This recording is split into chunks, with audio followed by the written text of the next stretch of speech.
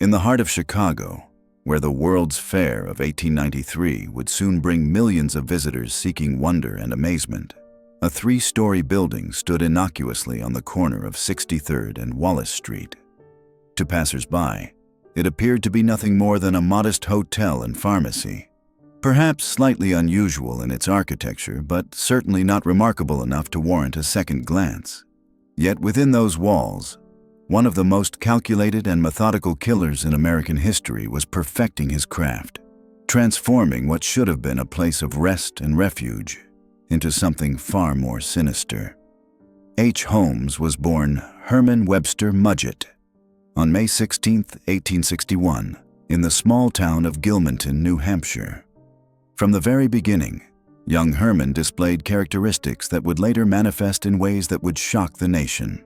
His childhood was marked by an unusual fascination with death and anatomy, behaviors that his family and community would later recall with chilling clarity once his true nature was revealed. Herman's father, Levi Horton Mudgett, was a hard-working man who took on multiple occupations to support his family. He worked as a house painter, engaged in various trading ventures, and maintained the family farm that had been in the Mudgett lineage for generations. Despite these numerous endeavors, the family was not poor by the standards of rural New Hampshire in the 1860s. They lived comfortably, and both Herman and his younger brother Arthur were expected to contribute to the family's agricultural work from an early age. The Mudgett household was one where discipline was paramount, though accounts suggest that Levi's methods of maintaining order were harsh by any standard. Herman's relationship with his father was complex and troubled, marked by what many would later describe as systematic abuse. This treatment, combined with Herman's naturally curious and manipulative personality, began to shape the young boy in ways that would prove devastating for countless future victims. From his earliest years, Herman demonstrated an intelligence that set him apart from his peers. He excelled academically, completing his basic education at the remarkable age of 16, while his classmates were still struggling with fundamental concepts. This intellectual superiority, however, came with a price. Herman's academic achievements, combined with his family's relative prosperity, made him a target for the resentment and bullying of other children in the community. One particular incident from Herman's childhood would prove to be a turning point in his psychological development. A group of local boys, aware of Herman's intense fear of doctors and medical procedures, decided to teach him what they considered a lesson in humility.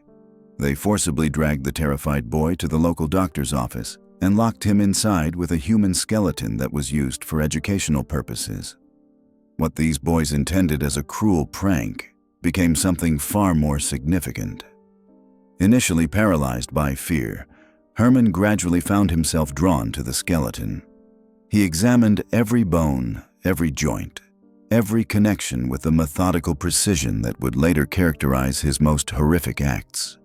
By the time he was discovered and released from the doctor's office, Herman's perspective on human anatomy and mortality had fundamentally changed. The fear had been replaced by fascination, and that fascination would grow into something far more dangerous. The transformation was not immediate, but those who knew Herman began to notice subtle changes in his behavior. He started spending increasing amounts of time alone, often disappearing for hours at a time. When questioned about these absences, he would provide vague explanations about studying or exploring the countryside. What his family and neighbors didn't know was that Herman had begun conducting his own experiments on small animals, carefully dissecting them and studying their internal structures with the same methodical approach he had applied to the skeleton in the doctor's office. These early experiments were not merely the curious explorations of a scientifically minded child. There was something darker in Herman's approach, a coldness and detachment that suggested he was deriving pleasure not just from the knowledge gained, but from the act of causing death itself. He would capture small animals, keep them alive for days while subjecting them to various forms of torture, and then methodically document their responses before finally ending their lives. As Herman entered his teenage years, his academic excellence continued to set him apart from his peers. He completed his preparatory education at 16 and immediately began seeking opportunities to further his studies. Teaching positions were relatively easy to obtain for someone of his intellectual caliber, and Herman found work instructing children in nearby communities while continuing to assist his family with their farming operations. It was during this period that Herman met Clara Lovering, a young woman from a neighboring farm who would become his first wife. Clara was trapped in an abusive relationship with another man when Herman encountered her, and he positioned himself as her protector and savior. The romance that developed between them was intense and swift, culminating in marriage in 1878 when Herman was just 17 years old. The early years of Herman's marriage appeared conventional from the outside. He and Clara settled into domestic life, and she gave birth to their son, Robert Lovering Mudgett, in 1880. However, even during this period of apparent normalcy, Herman was laying the groundwork for the transformation that would eventually make him one of America's most notorious criminals. Driven by his continuing fascination with human anatomy and death, Herman began applying to medical schools. His academic record was exemplary, and he was accepted to the University of Vermont and later transferred to the University of Michigan Medical School. It was here that Herman's dark interests found their first outlet in what appeared to be legitimate scientific inquiry. The medical school environment of the 1880s was far different from modern institutions. Cadavers for anatomical study were difficult to obtain legally, and medical schools often turned a blind eye to questionable sources of specimens. Herman quickly discovered that he could satisfy both his educational requirements and his darker compulsions by engaging in body snatching, a practice that was technically illegal but widely tolerated within the medical community. Working alongside a professor named Dr. William Herdman, Herman began stealing corpses from local cemeteries for anatomical study. What started as a necessary evil for medical education soon became something far more sinister. Herman began taking bodies beyond what was needed for legitimate study, conducting his own experiments in secret locations and developing techniques for preserving and manipulating human remains. The financial possibilities of this enterprise were not lost on Herman. He developed an elaborate insurance fraud scheme that would become a template for his future criminal activities. He would steal fresh corpses, disfigure them beyond recognition, create false identities and backstories for them, and then claim life insurance policies on these fictional individuals. The scheme was remarkably successful, providing Herman with both the financial resources and the practical experience in deception that would later enable his far more ambitious criminal enterprises. The psychological impact of these activities on Herman was profound. The constant exposure to death, combined with the thrill of successfully deceiving insurance companies and medical professionals, seemed to awaken something predatory in his nature. His behavior toward Clara began to change, becoming increasingly abusive and erratic. He would disappear for days at a time, offering vague explanations about medical studies or business ventures. By 1884, Clara had endured enough of Herman's transformation. She left him, taking their young son and returning to her family in New Hampshire. For many men, the loss of wife and child might have prompted self-reflection and an attempt at redemption. For Herman, it simply removed the last constraints on his increasingly dangerous behavior. Free from the responsibilities of marriage and family, Herman began experimenting with multiple romantic relationships simultaneously. He would court women from different social circles, promising each of them marriage while maintaining elaborate deceptions about his background and intentions. His intelligence and charm made him attractive to many women, and he quickly learned to identify those who were most vulnerable to his manipulations. The pattern that emerged during this period would later be recognized as a crucial element of Herman's criminal methodology. He would target women who were isolated, either by circumstance or by their own naivety, and gradually draw them into his web of deception. He would promise them security, love, and a better life, all while planning their ultimate destruction.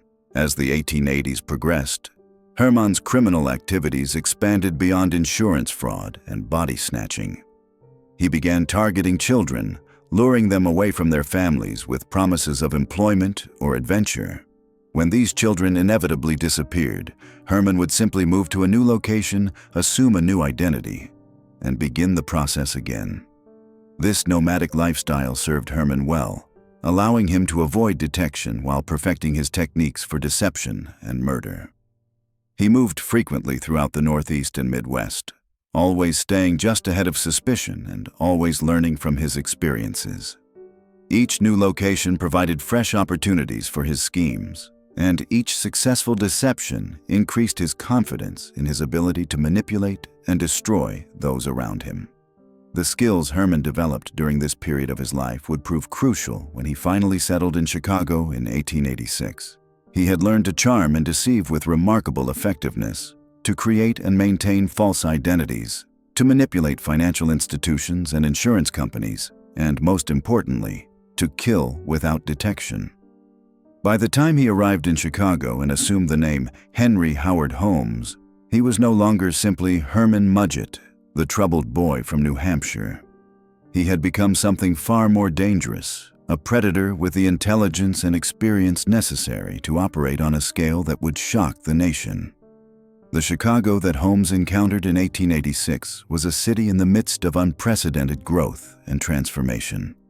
The Great Chicago Fire of 1871 had devastated much of the city, but the rebuilding effort had created a boomtown atmosphere where fortunes could be made quickly and strangers were commonplace. It was the perfect environment for someone like Holmes, who thrived on anonymity and opportunity. Holmes initially found employment at a drugstore owned by Dr. Elizabeth Holton, a widow who was struggling to maintain the business following her husband's death. Holmes's charm and apparent medical knowledge quickly won over Mrs. Holton, and within a short time, he had convinced her to make him a partner in the enterprise. When Mrs. Holton mysteriously disappeared shortly thereafter, Holmes claimed she had decided to visit relatives in California, and he assumed full ownership of the pharmacy. The success of this initial Chicago venture provided Holmes with both the financial resources and the cover story he needed to begin his most ambitious project. The construction of Holmes's murder castle began in 1887, but what you need to understand is that this wasn't just some random building project. This was the systematic creation of America's first purpose-built killing machine, disguised as a respectable hotel. And the way Holmes pulled this off shows you just how calculating and methodical this man really was. See, Holmes knew that if he hired one construction company to build the entire structure, someone would eventually piece together what he was actually creating. So instead, he divided the entire project into separate sections, hiring different contractors for different parts of the building. One company would build the foundation, another would handle the walls, a third would install the plumbing. None of them ever saw the complete blueprint. But here's where it gets really devious. As soon as the construction crew finished their section, Holmes would refuse to pay them. Now you might think this was just Holmes being cheap, but it was actually part of his plan. When the contractors demanded their money, Holmes would act outraged and claim their work was substandard. While they were arguing and threatening legal action, Holmes would quietly hire a completely different crew to start the next phase of construction. The original contractors, frustrated and unpaid, would eventually give up and move on to other projects. After all, this was the 1880s. Construction was booming everywhere, and they had bills to pay. They couldn't afford to waste months fighting one deadbeat client. So they'd cut their losses and leave, taking with them any knowledge of what they'd built. This meant that by the time the building was complete, no single person except Holmes knew the full layout of what would become known as the murder castle. The basement contractor didn't know about the secret passages. The guy who installed the gas lines didn't know about the sealed rooms. The carpenter who built the hidden doors had no idea they connected to chambers designed for torture. The building itself was a masterpiece of misdirection. From the outside, it looked like a perfectly normal three-story commercial building. The ground floor housed Holmes's pharmacy and several retail shops that he rented out to legitimate businesses. This gave the place a constant flow of normal, everyday customers who would later serve as witnesses to the building's apparent respectability. The second floor was where Holmes conducted most of his killing. It was designed like a hotel, with over 60 rooms of various sizes. But these weren't normal hotel rooms. Many had no windows. Others had windows that were bricked up from the outside, so you couldn't tell from within the room that there was no way for light to get in. Some rooms had doors that could only be locked from the outside. Others had walls lined with asbestos, making them soundproof. Holmes controlled the gas lines throughout the building through a series of valves in his private office. He could pump gas into any room at will, either to knock someone unconscious or to kill them outright. Some rooms had peepholes that allowed Holmes to watch his victims' final moments. Others had trapdoors that opened directly into the basement below. But the basement was where Holmes's true genius for evil really showed itself. This wasn't just a basement. It was a fully equipped body disposal facility. There were acid vats large enough to dissolve entire human bodies. There was a crematorium for burning remains.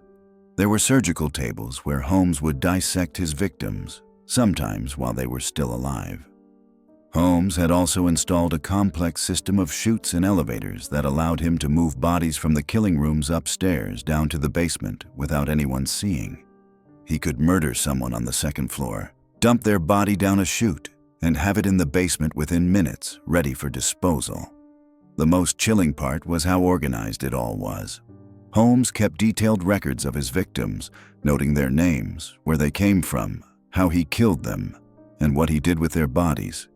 He had shelves lined with jars containing human organs. He had closets full of skeletons that he'd articulated and sold to medical schools. And remember, all of this was happening while the building functioned as a legitimate business. People were shopping in the pharmacy downstairs while Holmes was torturing victims just 2 floors above them. Customers were browsing merchandise while human bodies were being dissolved in acid directly beneath their feet. The timing of when Holmes completed his murder castle was no accident either. He finished construction in 1892, just 1 year before Chicago hosted the World's Columbian Exposition, the World's Fair that would bring millions of visitors to the city. Holmes knew that all these out-of-town visitors would need places to stay, and his hotel was perfectly positioned to attract them. He advertised his establishment as the World's Fair Hotel, offering cheap rates and convenient location. What he didn't advertise was that most of his guests would never check out. The fair brought Holmes a steady stream of potential victims, people from out of town who wouldn't be missed for days or weeks, if at all. Holmes estimated that during the 6 months the World's Fair was running, over 27 million people visited Chicago. Even if he only managed to lure a tiny fraction of those visitors to his hotel, that still gave him access to hundreds of potential victims. And unlike his earlier murders, which had mostly targeted people he knew personally, these fair visitors were complete strangers. No one would connect their disappearances to him. The fair also provided Holmes with the perfect cover story. When people asked about missing friends or relatives, Holmes would simply say they'd decided to extend their stay in Chicago to see more of the fair, or that they'd left to visit other cities. In an era before telephones were common and when mail could take weeks to cross the country, these explanations seemed perfectly reasonable. But Holmes wasn't content to simply wait for victims to come to him. He actively hunted for them at the fair itself. He would dress well, present himself as a successful businessman, and strike up conversations with visitors, especially single women or families from out of town. He'd offer them special deals on accommodations, claiming to be in the hotel business and wanting to help fellow Americans enjoy the fair. His charm was apparently irresistible. Multiple witnesses later described Holmes as exceptionally handsome and charismatic, the kind of man who could convince you to trust him within minutes of meeting him. He had a way of making people feel special, like he was genuinely interested in their stories and wanted to help them have the best possible experience in Chicago. What makes this even more disturbing is that Holmes genuinely seemed to enjoy the process. This wasn't just about money for him, though he certainly profited from selling his victims' belongings and body parts. Holmes appeared to take genuine pleasure in the manipulation, the deception, and ultimately the killing itself. He would often keep his victims alive for days or even weeks, not because he needed to, but because he enjoyed having complete power over them. He'd move them from room to room in his castle, sometimes pretending they were guests who were free to leave, other times making it clear they were prisoners. He seemed to feed off their fear and confusion. The scope of what Holmes accomplished with his murder castle is almost impossible to comprehend. This was 1892, remember. There were no power tools, no modern construction equipment, no sophisticated building techniques. Everything had to be done by hand, with basic tools and a lot of manual labor. The fact that Holmes managed to create such an elaborate killing facility while keeping its true purpose secret from dozens of construction workers shows just how intelligent and manipulative he really was. And he did all of this while maintaining multiple other criminal enterprises. He was still running insurance scams, still selling stolen goods, still seducing and abandoning women across multiple states. The murder castle wasn't Holmes's only crime, it was just his masterpiece. By the time the World's Fair ended in 1893, Holmes had perfected his system. He could kill multiple people per month without anyone suspecting a thing. He had steady income streams from his various criminal activities. He had a foolproof method for disposing of bodies.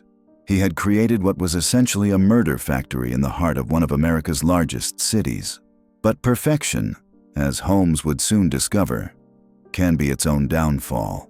Because when you're running an operation this large and this complex, eventually something goes wrong. Eventually someone notices the patterns. Eventually the law catches up with you. The question wasn't whether Holmes would be caught, but when. By the summer of 1890, Holmes had perfected his system of luring victims to their deaths. But what made his operation truly terrifying was how he refined his methods based on each kill. The World's Columbian Exposition was still 3 years away, but Holmes was already planning for the massive influx of visitors that would provide him with an endless supply of victims. He understood that the fair would bring people from across the country and around the world, many traveling alone, many with limited connections to home, many carrying significant amounts of cash for their journey. The construction of what would become known as the Murder Castle had evolved far beyond Holmes's original vision. What started as a simple 3-story building with a few hidden rooms had transformed into an elaborate death trap, designed with the precision of a master engineer and the twisted creativity of a madman. Every modification Holmes made to the structure served a specific purpose in his killing operation, and by 1890, the building had become a nearly perfect machine for murder.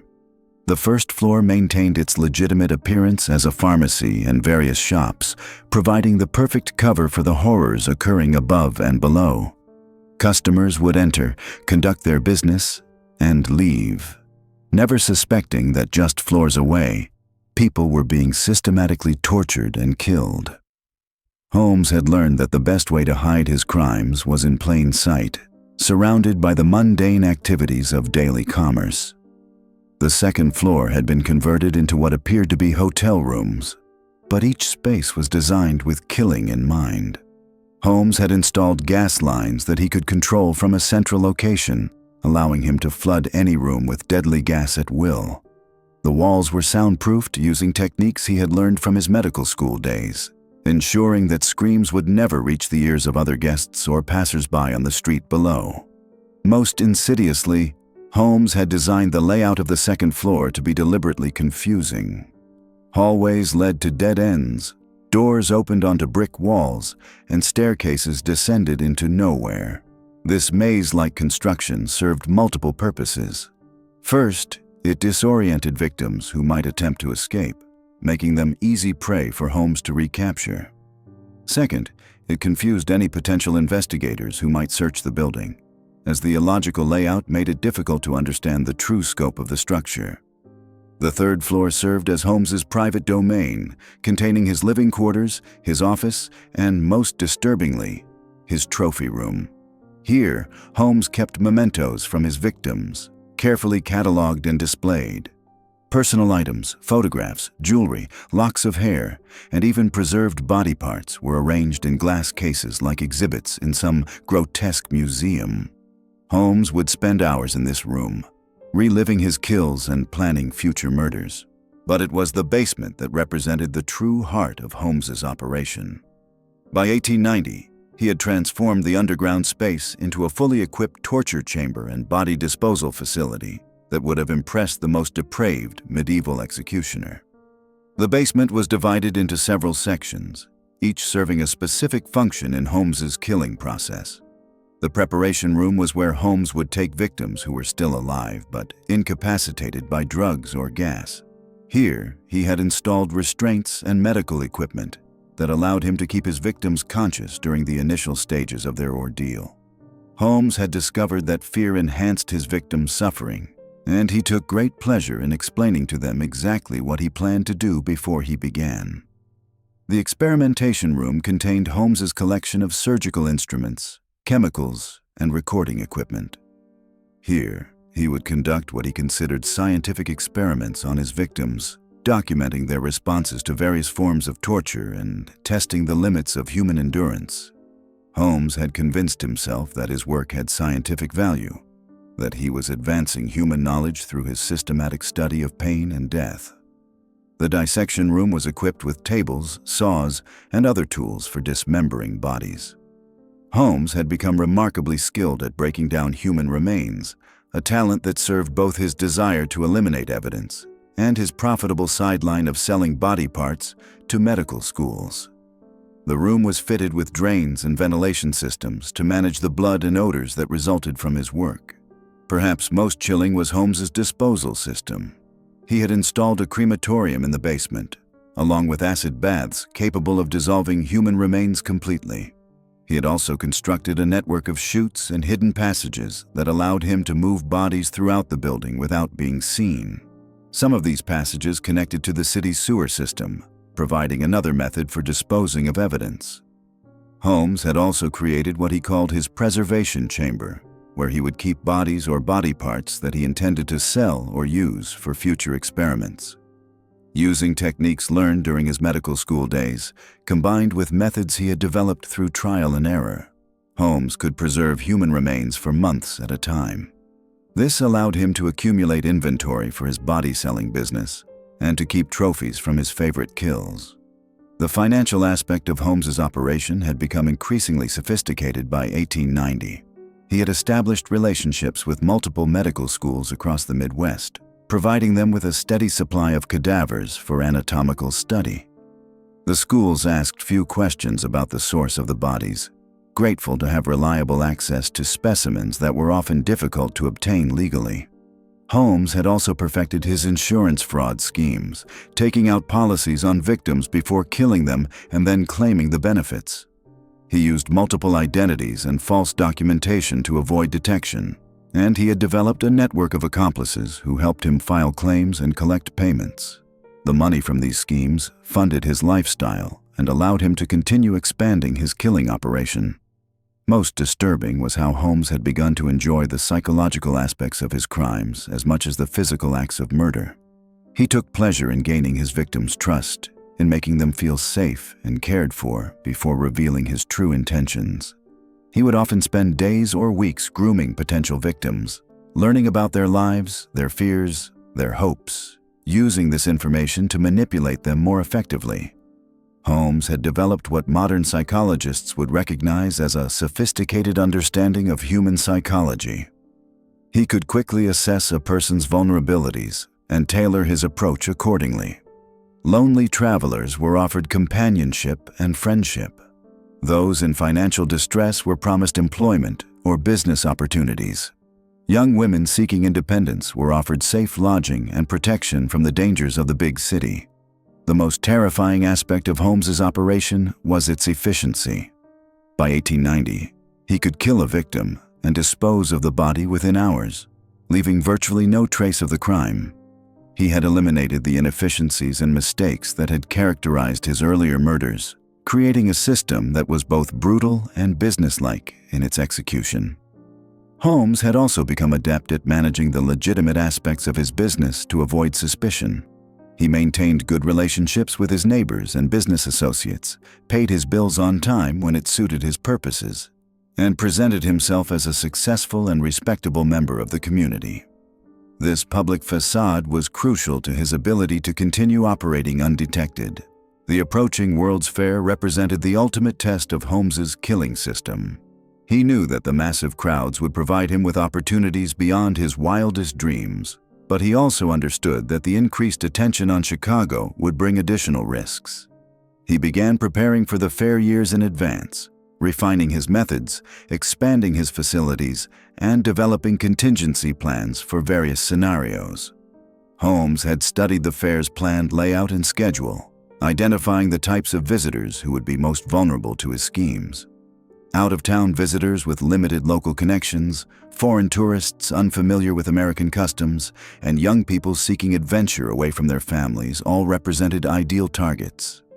He planned to position himself as a helpful local businessman, offering services and accommodations to these vulnerable populations. As 1890 drew to a close, Holmes felt confident that he had created the perfect killing machine. His murder castle was operating at peak efficiency, his financial schemes were generating substantial profits, and his psychological manipulation techniques had been refined through years of practice. He had killed dozens of people without attracting serious suspicion from law enforcement, and he saw no reason why he couldn't continue indefinitely. What Holmes didn't realize was that his very success was beginning to work against him. The sheer number of disappearances connected to his building was starting to attract attention from insurance investigators and police detectives. His complex web of false identities and fraudulent schemes was becoming increasingly difficult to manage. Most dangerously, some of his surviving victims and associates were beginning to piece together the truth about his activities. The stage was set for the most prolific period of Holmes's killing career, but also for the beginning of his downfall.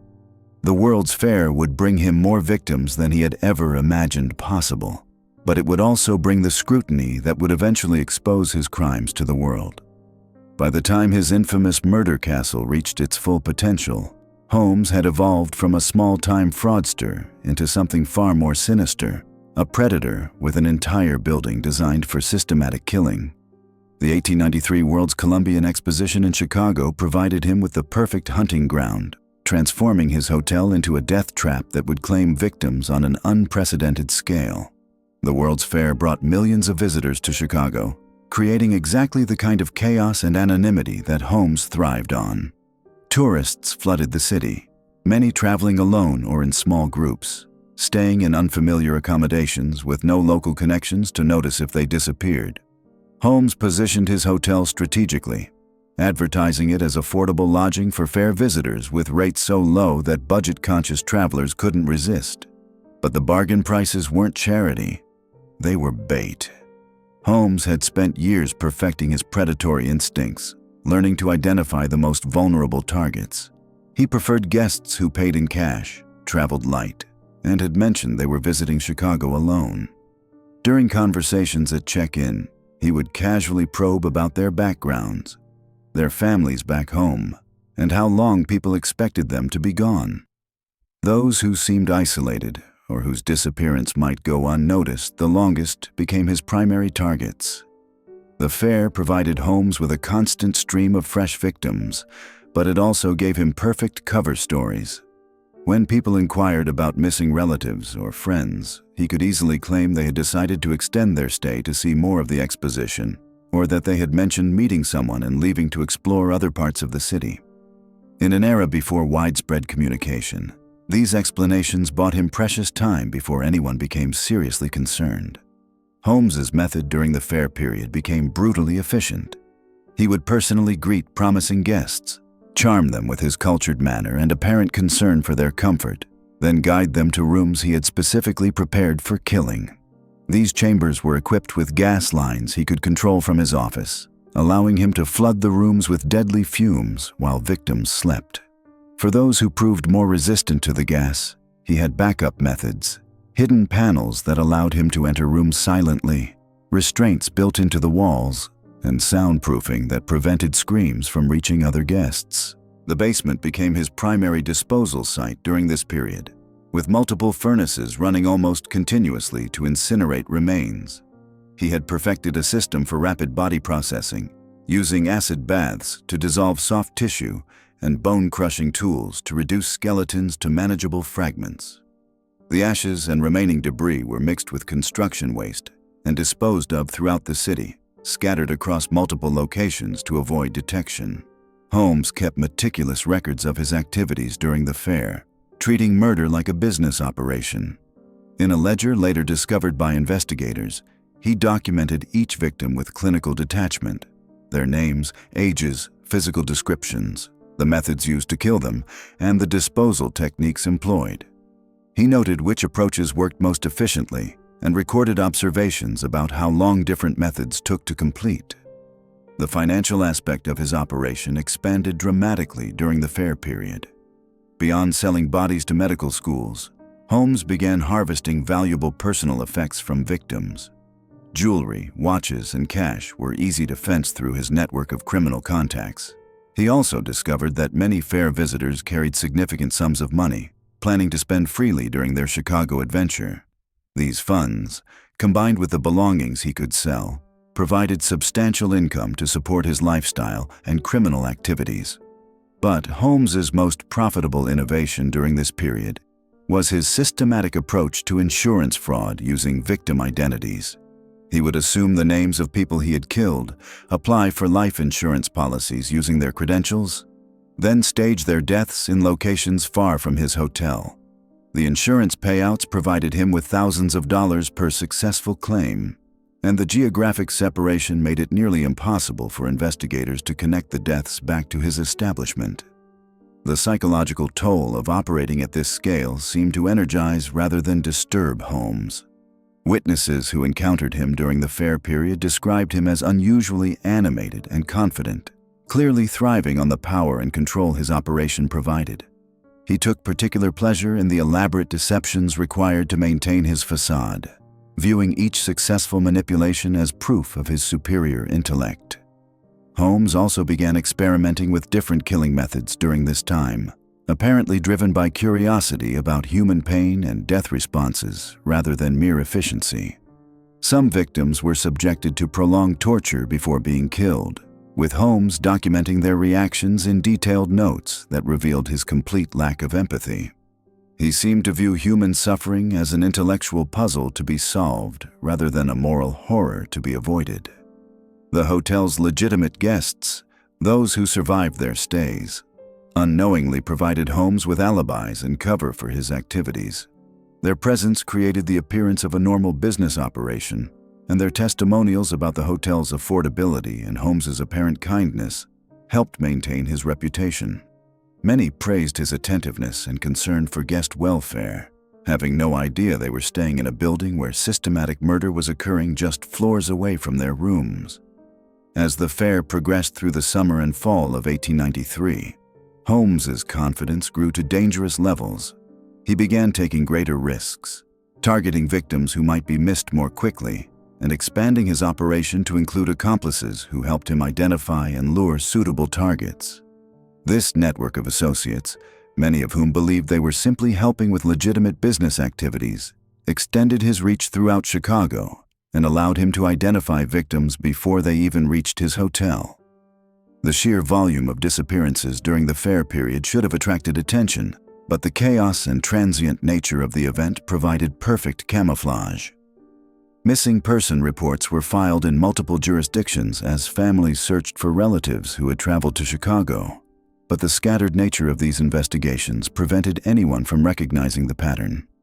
Local police were overwhelmed with crowd control and minor crimes related to the massive influx of visitors, leaving little resources for investigating disappearances that might simply be cases of people extending their stays or changing their travel plans.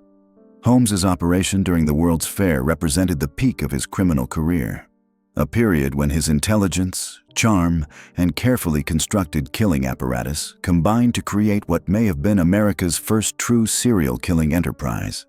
The fair provided him with ideal conditions: abundant victims, perfect cover stories, and a level of chaos that made systematic investigation nearly impossible. But this success would ultimately contribute to his downfall. The scale of his activities during the fair period left too many traces, created too many suspicious circumstances, and eventually attracted the attention of investigators who possessed both the resources and determination to uncover the truth. By 1893, Holmes had crafted something unprecedented in the annals of American crime: a fully operational death trap masquerading as legitimate hospitality. The World's Columbian Exposition had drawn millions to Chicago, creating the perfect hunting ground for a predator of Holmes's caliber. His murder castle, as it would later be known, stood ready to consume the endless stream of unsuspecting fairgoers who crossed its threshold. The timing couldn't have been more perfect for Holmes's twisted enterprise. Chicago had transformed itself for the World's Fair, with construction projects sprouting across the city like mushrooms after rain. The chaos and transient nature of the population meant that disappearances could easily be attributed to people simply moving on to their next destination. In this environment of constant flux, Holmes operated with near impunity. What made Holmes particularly dangerous during this period was his methodical approach to victim selection. He had learned from years of experience that certain types of people made ideal targets.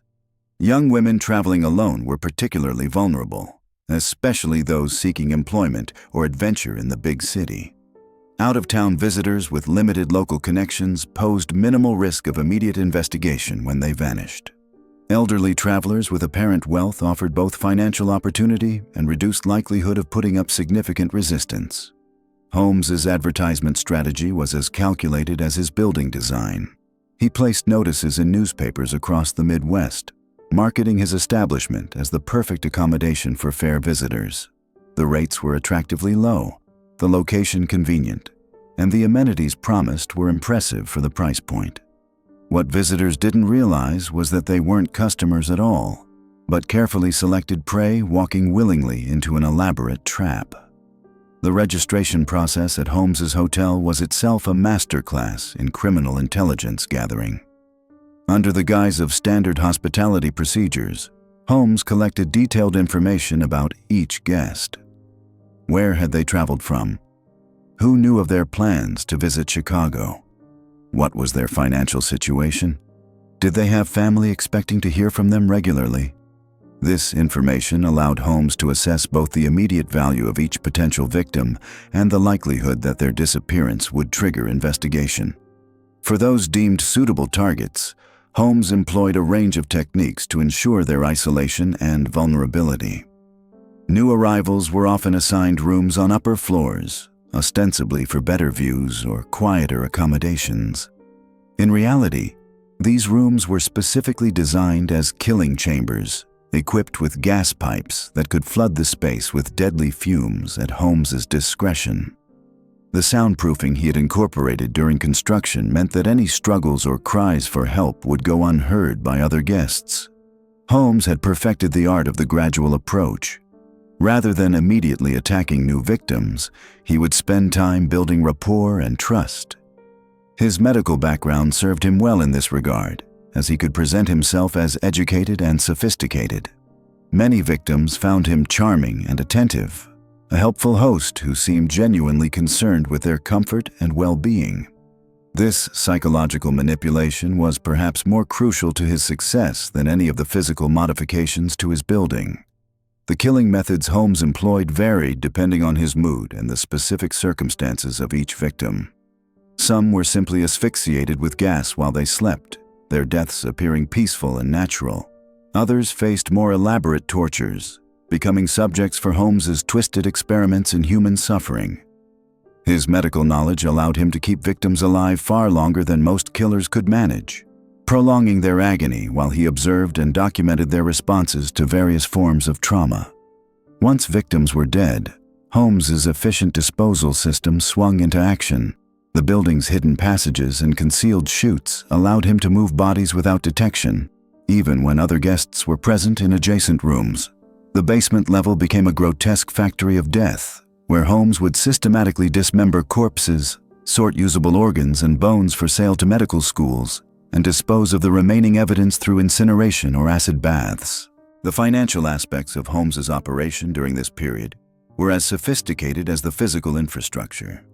Beyond the direct sale of body parts and skeletal remains to medical institutions, he had developed multiple revenue streams from his victims.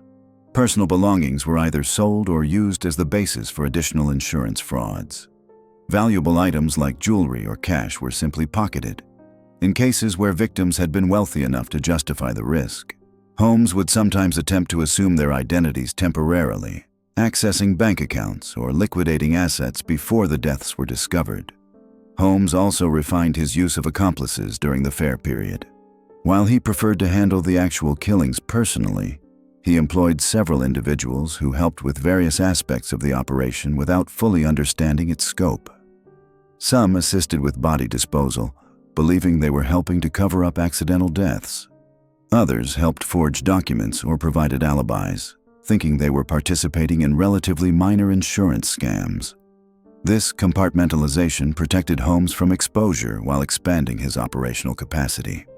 The sheer volume of victims during the World's Fair period was staggering. Conservative estimates suggest that Holmes killed at least one person per week during the 6-month exposition, though the actual number may have been significantly higher. On particularly busy weekends, when the fair drew its largest crowds, Holmes sometimes managed to eliminate multiple victims simultaneously, using his gas system to kill entire families or groups of friends who had booked adjacent rooms. What made this killing spree particularly chilling was Holmes's apparent emotional detachment from the carnage. Witnesses who survived encounters with him during this period described a man who seemed to view human life as nothing more than raw material for his various schemes. He showed no signs of guilt, remorse, or even excitement about the murders. For Holmes, killing had become simply another business process, as routine and unremarkable as checking in guests or balancing his books. The disposal of so many bodies created logistical challenges that Holmes met with characteristic ingenuity. His basement became an increasingly complex morgue and processing facility. He installed additional acid vats and expanded his incineration capabilities. Some rooms were converted into temporary storage areas for bodies awaiting processing. The ventilation system he had incorporated during construction proved crucial during this period, as the smell of decomposition and chemical processing could have easily attracted unwanted attention from neighboring buildings.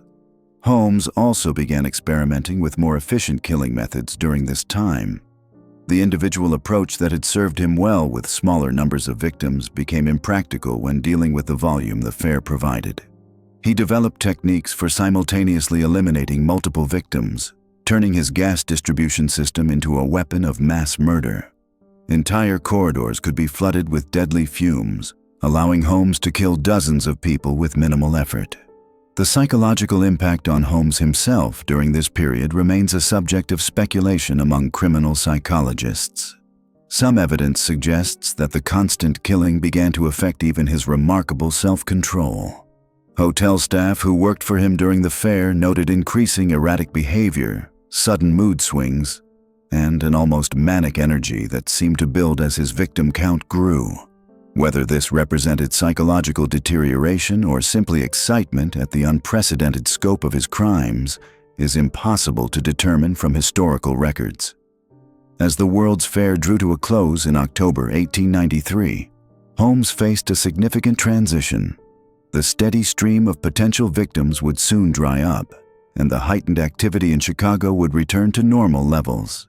This meant increased scrutiny of unusual disappearances and greater likelihood that patterns would be noticed by law enforcement. Holmes began planning for this new reality, but he had become intoxicated by the scale of destruction he had achieved during the fair period. The 6 months of the World's Columbian Exposition represented the apex of Holmes's criminal career.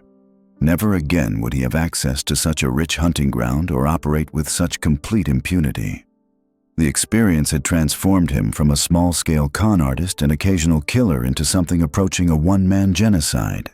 The techniques he perfected, the systems he developed, and the psychological insights he gained during this period would influence his future crimes, but nothing would ever match the horrific efficiency he achieved during Chicago's celebration of human progress and achievement.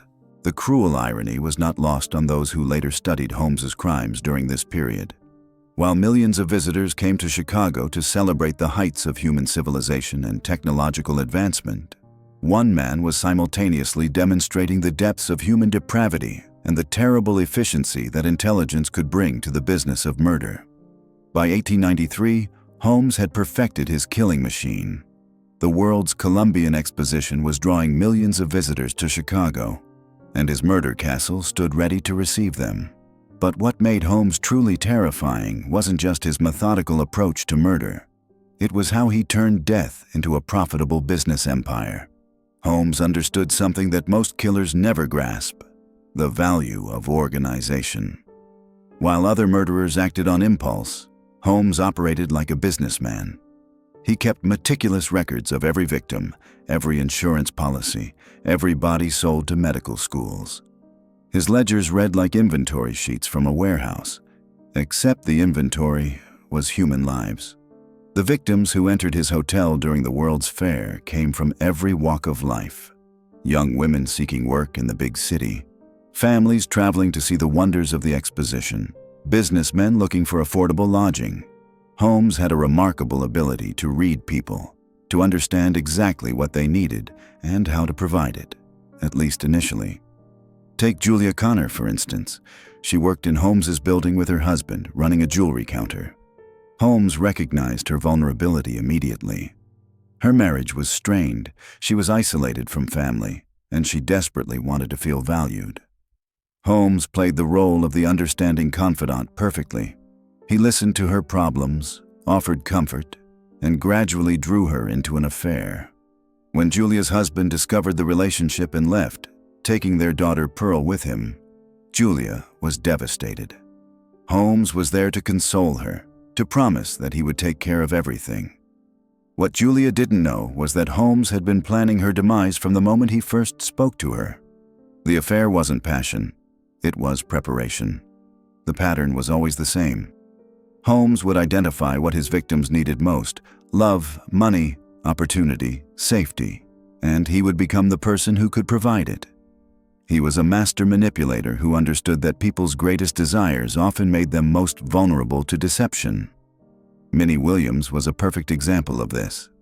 She was an actress with property in Texas, living independently in an era when that was unusual for women. Holmes met her in Boston and immediately recognized both her assets and her loneliness. He offered her employment as a stenographer at his hotel, a position that seemed perfect for an educated woman seeking steady work. But Holmes had done his research. He knew about Minnie's valuable property, and he had already crafted a plan to acquire it. He convinced her to sign papers transferring the property to a man named Alexander Bond, who was, of course, Holmes himself under another identity. Minnie thought she was signing routine business documents. Instead, she was signing away her life's work and sealing her own fate. This ability to research his victims beforehand set Holmes apart from other killers of his era. He didn't hunt randomly. He studied newspaper announcements, hotel registries, and business directories. He cultivated contacts who could provide information about wealthy visitors to Chicago. He even placed advertisements specifically designed to attract the type of victims he preferred. One of his most effective schemes involved advertising for female employees. The ads promised good wages and free room and board at his hotel, an irresistible offer for young women struggling to make their way in the world. But every woman who responded to these ads was required to take out a life insurance policy as a condition of employment, with Holmes listed as the beneficiary. The psychological manipulation Holmes employed was sophisticated for its time. He understood that people were more likely to trust someone who seemed to share their interests and concerns.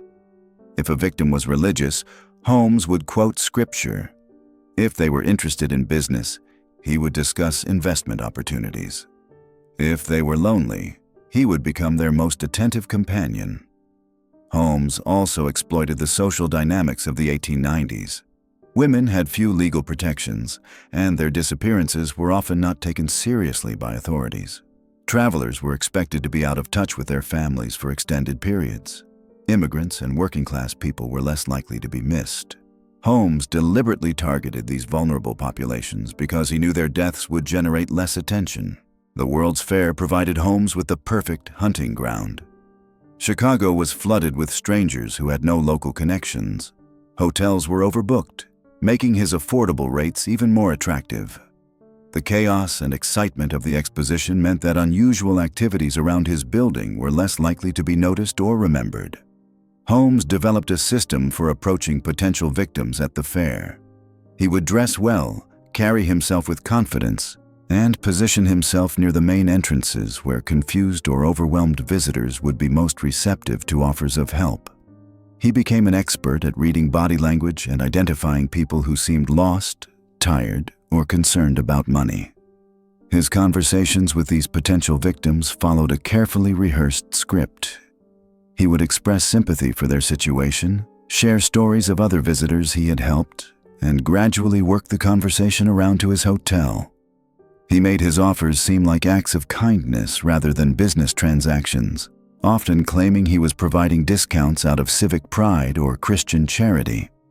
The victims who followed Holmes back to his hotel had no idea they were walking into a death trap. The building's exterior looked respectable, even elegant. The lobby was well appointed and professional. Holmes himself was charming and attentive, personally showing guests to their rooms and ensuring they felt welcome. But once the hotel room doors closed behind them, Holmes's victims found themselves in carefully designed death chambers. The soundproof walls meant their cries for help would never be heard. The gas lines allowed Holmes to kill them painlessly while they slept, or to torture them slowly if he was in the mood for experimentation. The hidden passages meant he could move their bodies without being observed. Holmes had perfected the art of making people disappear without a trace. He would forge farewell letters explaining that his victims had decided to travel elsewhere. He would pack their belongings and create the impression they had checked out normally. He would even continue correspondence with their families for weeks or months, gradually reducing contact until the victims were simply forgotten. The financial rewards from these murders were substantial. Beyond the life insurance policies, Holmes sold clothing and personal effects. He harvested gold teeth and jewelry. Most lucratively, he sold bodies and body parts to medical schools, which were desperate for specimens and asked few questions about their sources. Holmes had established relationships with anatomy professors at several institutions who paid premium prices for fresh, well-preserved specimens. His medical background allowed him to prepare bodies according to their specific requirements, and his business acumen helped him negotiate the best prices. The scale of Holmes's operation during the World's Fair was unprecedented. Conservative estimates suggest he killed at least 30 people during the 6 months of the exposition, though the actual number was likely much higher.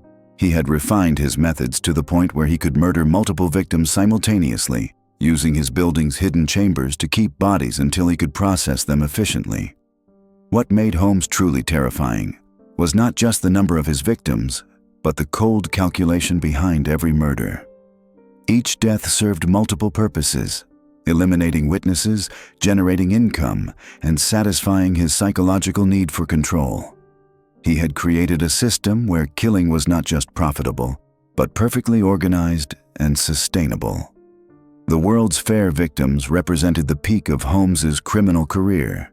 He had combined his natural intelligence with years of practice to become perhaps the most efficient serial killer in American history. His murder castle was operating at full capacity, processing human lives with the same methodical precision that other businesses use to manufacture products. But even as Holmes was achieving his greatest success, the very scale of his operation was beginning to attract attention. Insurance companies were starting to notice patterns in the claims. Police were receiving reports about missing persons who had last been seen near Holmes's hotel. By 1893, as the World's Fair brought unprecedented crowds to Chicago, Holmes had perfected his operation into something far more sophisticated than mere murder. His castle had become a machine of death that processed victims with the cold efficiency of an industrial assembly line. The genius of Holmes's system lay not just in the killing, but in the complete erasure of his victims from existence. When a guest checked into his hotel, they didn't simply die. They vanished from the world as if they had never been. Their belongings were sold, their identities stolen, their bodies reduced to medical specimens or dissolved in acid. It was murder elevated to an art form of systematic elimination. Holmes had developed what we might call a victim profile. He targeted specific types of people who would not be immediately missed. Single women traveling alone were perfect candidates. They often carried their life savings, had no local connections, and might not be expected to contact family for weeks. Young men seeking employment in the booming city were equally vulnerable. Families visiting the fair from distant states provided multiple victims in a single transaction. The psychology of his selection process revealed the calculating mind behind the charming facade. Holmes would spend hours observing potential victims in the hotel lobby or restaurant, studying their conversations, their belongings, their apparent wealth. He listened for mentions of family, of expected return dates, of business connections. Those who seemed most isolated, most transient, moved to the top of his list. His method of approach was masterful in its simplicity. Holmes would strike up conversations about the fair, about Chicago, about business opportunities. His medical knowledge allowed him to speak intelligently on almost any topic, while his natural charisma put people at ease. He presented himself as a successful businessman, a helpful local, a charming companion in an unfamiliar city. For women, he often employed romantic manipulation. Holmes would position himself as a potential suitor, promising marriage and financial security. He understood that many of his female victims were in vulnerable positions: widows, spinsters, women fleeing difficult circumstances. His offer of love and protection was exactly what they desperately wanted to hear. The actual murders varied in method but shared common characteristics. Holmes preferred techniques that left no obvious signs of violence. Poisoning was his most frequent choice, using chloroform, strychnine, or other substances from his extensive chemical collection. The gas chambers he had built into various rooms allowed him to kill multiple victims simultaneously without physical confrontation. Some victims were killed in their sleep through gas piped into their rooms. Others were invited to special chambers under various pretexts, perhaps to see a unique architectural feature or to conduct private business discussions. Once isolated, they faced an inescapable death trap designed with mechanical precision. Holmes kept meticulous records of his killings, though not for sentimental reasons. His ledgers tracked the financial value of each victim, their cash, jewelry, insurance policies, and the potential profit from selling their remains. These weren't crimes of passion, but calculated business transactions where human life was reduced to monetary value. The processing of bodies had become a refined system. Holmes had constructed multiple acid vats of different sizes to accommodate various body types. Larger victims might be dismembered first in his basement dissection room, while smaller victims could be dissolved whole. The acid not only destroyed evidence but also created a disposal method that left no trace. His crematorium operated primarily at night when smoke from the chimney would be less noticeable. The furnace was large enough to handle multiple bodies and had been designed with superior ventilation to minimize odors. Neighbors occasionally complained of strange smells, but never suspected their true source. The sale of body parts to medical schools provided both profit and legitimacy. Holmes had established relationships with procurement agents who asked few questions about the source of their specimens. Medical schools were desperate for cadavers, and Holmes provided a steady supply of high-quality remains. His medical background allowed him to prepare the bodies professionally, making them more valuable to institutions. Insurance fraud remained a consistent revenue stream throughout his killing spree. Holmes would take out policies on victims using their real names or false identities he created. After their deaths, he would file claims as a business partner, distant relative, or creditor. The insurance companies of the 1890s lacked the investigative resources to thoroughly verify every claim, especially for smaller amounts. Personal belongings of victims were sold through various channels Holmes had established. Jewelry went to unscrupulous dealers who asked no questions. Clothing was sold to second-hand shops or donated to charity to create the appearance of normal business activity. Valuable items like watches or family heirlooms were often shipped to other cities where they couldn't be connected to missing persons. The World's Fair provided perfect cover for Holmes's expanded operations. The massive crowds, the constant flow of strangers, the atmosphere of excitement and distraction, all of this created an environment where people could disappear without immediate notice. Families assumed missing relatives had simply gotten lost in the crowds or were staying longer than planned. Holmes exploited the fair's atmosphere brilliantly.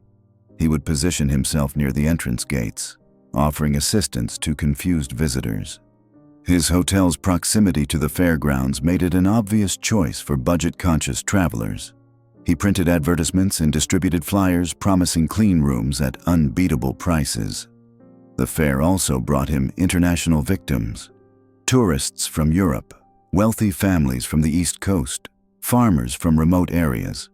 All provided fresh opportunities for someone who had grown perhaps too well known to local residents.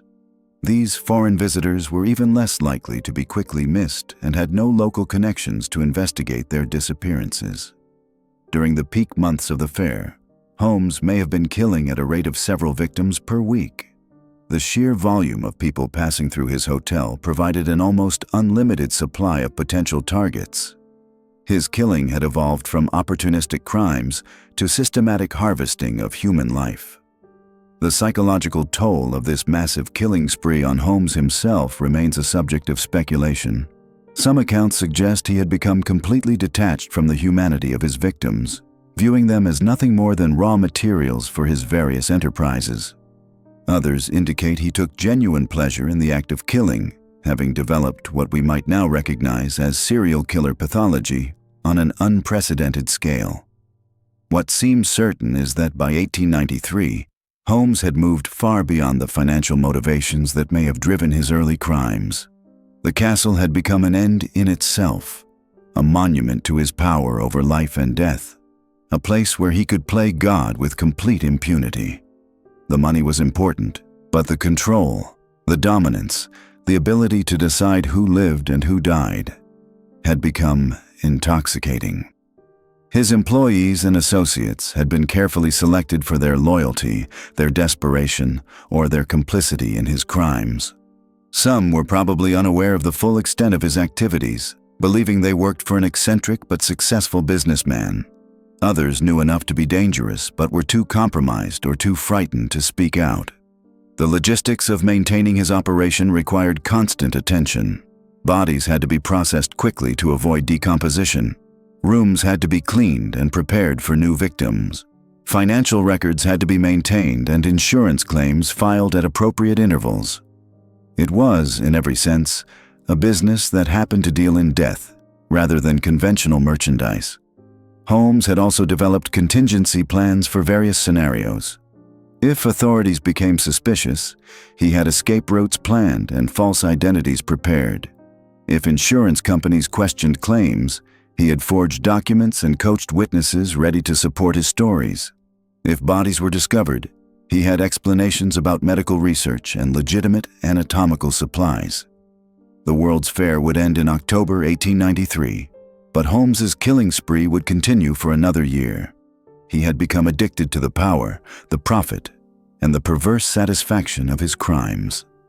The castle had transformed him from a con man and occasional killer into something much more dangerous, a systematic predator who had industrialized murder itself. Yet even as his operation reached its peak efficiency, the seeds of his downfall were being planted. Too many people had disappeared. Too many insurance claims had been filed. Too many questions were being asked by investigators who were finally beginning to see patterns in what had previously seemed like unconnected incidents. The very success of his system would ultimately prove its weakness. Holmes had become so confident in his methods, so convinced of his own superiority, that he had grown careless about covering his tracks. The meticulous records that helped him manage his criminal enterprise would soon become evidence of his guilt. As the noose tightened around Holmes and his carefully constructed empire, the true scale of his operation became undeniably clear to investigators and the public alike. The World's Fair had provided him with an unprecedented hunting ground, but it had also created patterns that even his meticulous planning could not entirely obscure. Insurance companies, initially slow to connect the dots, began sharing information about suspicious claims. Local law enforcement started comparing notes about missing persons cases. Most damaging of all, former employees and guests who had managed to escape the murder castle began coming forward with testimonies that painted a picture of systematic horror. The investigation that ultimately brought down Holmes began not with his murders, but with his financial crimes. Insurance fraud, always his secondary source of income, proved to be his Achilles heel.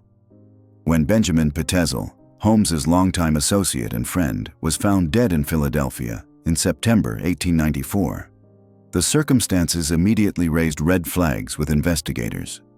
Pitezel's body showed signs of being deliberately burned with benzene, and the positioning suggested staging rather than accidental death. The insurance claim filed shortly after his death listed Holmes as a beneficiary, creating the first concrete link between the notorious Chicago hotel operator and suspicious deaths outside his immediate territory. Detective Frank Geyer of the Philadelphia Police Department took charge of the Pitezel investigation.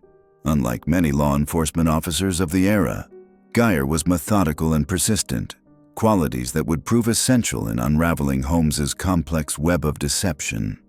As Geyer dug deeper into the insurance claim, he discovered that Holmes had convinced Pitezel's wife that her husband was still alive and in hiding.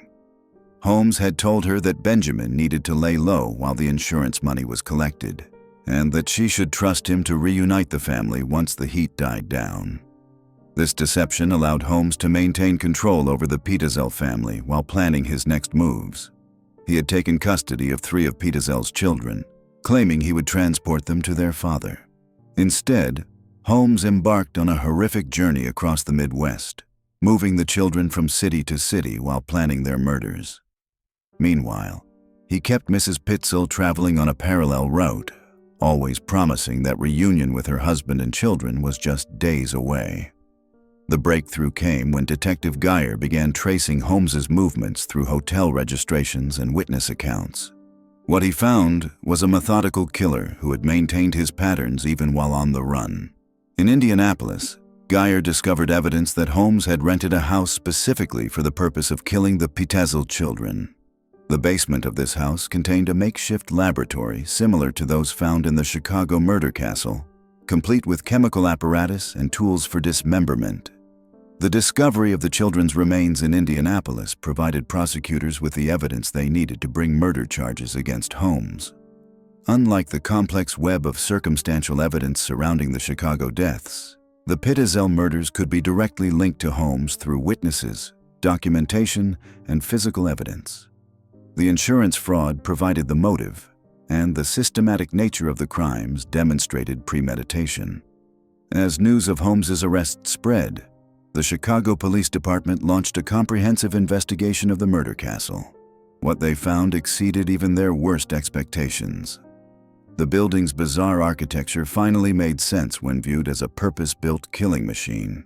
Every seemingly random design element served a specific function in Holmes's system of murder and disposal. The soundproof rooms prevented screams from being heard. The gas pipes allowed him to kill victims without entering their rooms. The hidden passages and trapdoors facilitated the transportation of bodies without detection. The basement revealed the full extent of Holmes's activities. In addition to the acid vats and crematorium, investigators found surgical instruments, bottles of poison, and detailed anatomical charts. Most disturbing were the personal effects of victims, jewelry, clothing, and identification documents that Holmes had kept as trophies. These items allowed investigators to identify many of his victims and piece together the timeline of his crimes. The financial records discovered in the castle painted a picture of murder as a business enterprise. Holmes had maintained meticulous accounts of his various revenue streams, including room rentals, insurance payouts, and sales of body parts to medical schools. The documents revealed that he had been selling skeletons and organ specimens to institutions across the country, turning his victims into profit, even after death. Some medical schools unknowingly purchased remains from Holmes for years, believing they were dealing with a legitimate supplier of anatomical specimens for research and education. Perhaps most chilling was the discovery of Holmes's victim selection criteria. He had developed a systematic approach to choosing targets based on their vulnerability and potential value. Lone travelers were preferred because their disappearances would not be immediately noticed. Wealthy victims provided insurance opportunities and valuable personal effects. Young women could be exploited both before and after death. with Holmes selling some into prostitution before eventually killing them. The World's Fair had provided Holmes with an ideal environment for victim selection. The massive crowds and transient nature of visitors meant that missing persons reports were often delayed or filed in the wrong jurisdictions. Many fairgoers were from out of town with limited local connections, making them perfect targets for Holmes's schemes. He had positioned himself strategically, advertising his hotel in areas where travelers were most likely to see his promotions. As the investigation expanded, authorities began to understand the true scope of Holmes's network. He had accomplices in multiple cities who helped him identify potential victims, dispose of evidence, and maintain false identities. Some of these associates were fellow criminals who understood the nature of their partnership. Others were legitimate businessmen who had been gradually drawn into Holmes's schemes through seemingly innocent transactions that slowly escalated into serious crimes. The medical schools that had purchased specimens from Holmes faced intense scrutiny as the investigation expanded. While most institutions had acted in good faith, believing they were dealing with a legitimate supplier, some officials had asked suspiciously few questions about the source and condition of the bodies they received. The scandal led to significant reforms in how medical schools sourced cadavers for research and education, with new regulations requiring extensive documentation of the legal acquisition of human remains. Holmes's trial began in October 1895 and immediately became a media sensation. Newspapers across the country sent reporters to cover what was being called the trial of the century. The prosecution, led by District Attorney George Graham, methodically presented evidence of Holmes's crimes, focusing primarily on the Pitazol murders while referencing the broader pattern of killing at the Chicago castle. The defense strategy was largely ineffective. Holmes's attorneys attempted to portray him as mentally unstable, arguing that no sane person could have committed such systematic atrocities. However, the evidence of Holmes's careful planning, his successful business operations, and his ability to manipulate multiple complex schemes simultaneously undermined any claim of insanity. His own behavior during the trial, remaining calm and often seeming to enjoy the attention, further damaged his defense. Holmes himself seemed to relish the spotlight. He frequently interrupted his attorneys to offer corrections or additional details about his crimes. At times, he appeared to be bragging about the sophistication of his methods rather than expressing remorse. This behavior horrified spectators and convinced many that he was not only guilty, but completely without conscience. The prosecution's case was strengthened by testimony from survivors who had escaped Holmes's clutches. These witnesses described the systematic way he had gained their trust, isolated them from potential help, and gradually escalated his control over their lives. Their accounts provided crucial insight into Holmes's psychological methods and helped establish the pattern of behavior that made his guilt undeniable. On November 2, 1895, after deliberating for less than 3 hours, the jury returned a verdict of guilty on all counts. Judge Michael Arnold sentenced Holmes to death by hanging, scheduled for May 7, 1896. The sentence was met with approval from the packed courtroom and celebration in the streets outside. For many, Holmes represented a new and terrifying type of criminal, one who used intelligence and charm to commit atrocities on an unprecedented scale. In the months between his conviction and execution, Holmes made several attempts to profit from his notoriety. He sold his confession to a newspaper for $7,500, claiming to have killed 27 people. However, many of the details in this confession were later proven false, suggesting that Holmes was still attempting to manipulate and deceive even from his prison cell. Some experts believe he inflated the number of victims to enhance his infamy, while others think he may have been protecting accomplices by providing false information. H. Holmes took place as scheduled on May 7, 1896, at Moyamensing Prison in Philadelphia. Unlike many condemned prisoners who showed fear or remorse in their final moments, Holmes remained calm and composed. His last words were reportedly a claim of innocence, though few who had followed his case believed this final deception. The death of Holmes marked the end of one of America's most notorious criminal careers, but questions about his crimes persisted long after his execution. The exact number of his victims remains unknown, with estimates ranging from 27 to over 200. The destruction of much of the murder castle in a suspicious fire shortly after Holmes's arrest eliminated crucial evidence that might have provided definitive answers. Holmes fundamentally changed how law enforcement approached serial murder investigations. His use of multiple identities, interstate travel, and systematic victim selection became a template that investigators would recognize in future cases. The collaboration between different police departments that was necessary to solve the Pitzel murders demonstrated the need for better communication and coordination in criminal investigations. The murder castle itself was eventually demolished, but its legacy lived on in the public imagination. Holmes had created something unprecedented in American criminal history, a building designed specifically for murder that combined the efficiency of industrial processes with the personal satisfaction of individual killing. This fusion of systematic planning with psychological sadism would become a hallmark of modern serial killers. The World's Fair connection added another layer of horror to Holmes's crimes. The 1893 Columbian Exposition was meant to showcase American progress and achievement, drawing visitors from around the world to celebrate human accomplishment. Holmes had perverted this celebration of civilization into an opportunity for barbarism, using the fair's crowds and excitement as cover for his systematic murder spree. Holmes revealed the dark possibilities that could emerge when intelligence, charm, and complete lack of moral constraint combined in a single individual. His ability to maintain a respectable public facade while committing atrocities in private became a chilling reminder that evil could hide behind the most civilized appearances. Holmes remains a figure of fascination and horror.